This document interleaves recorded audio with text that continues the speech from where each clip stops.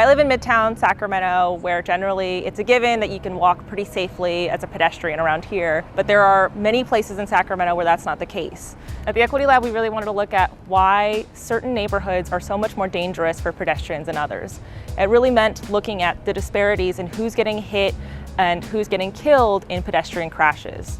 So first, we wanted to look at the actual data, the actual disparities. And so we first looked at traffic safety data from the state and just really try to create a foundation of understanding. That's where we found out that of the over 400 pedestrian deaths in Sacramento County, about 18% of them were Black pedestrians, even though Black residents only make up about 9% of the county population.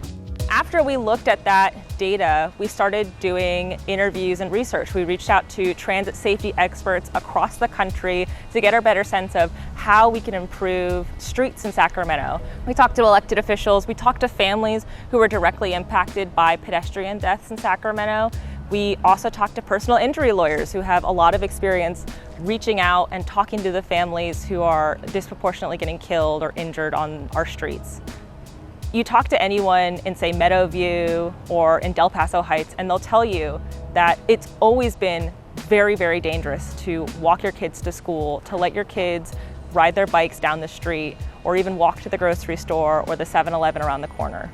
As a reporter in the Equity Lab, a lot of my job is covering really sad topics and covering really damning disparities in our city and our county. I think there's something, though, really powerful about being able to prove a trend that residents have been seeing for decades in their neighborhood. I hope this story really drives home how devastating these disparities can be for Sacramento. I also hope people take away from the story some really concrete ideas as to how to make common sense traffic safety improvements that don't necessarily break the bank and can be implemented relatively quickly.